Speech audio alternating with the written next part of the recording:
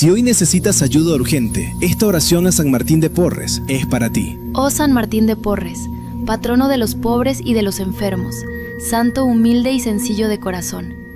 Tú que caminaste junto a los necesitados y llevaste esperanza a los olvidados, escucha hoy mi oración.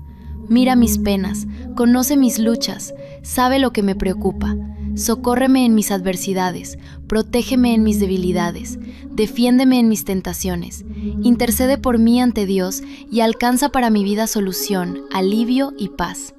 Enséñame a servir con amor, a ayudar sin esperar nada a cambio y a confiar cuando todo parece difícil. Padre Celestial, por los méritos de tu fiel siervo San Martín, no permitas que mi esperanza se apague. San Martín de Porres, camina conmigo hoy. Amén. Si esta oración tocó tu corazón, escribe San Martín de Porres en comentarios y compártela con alguien que necesita esperanza.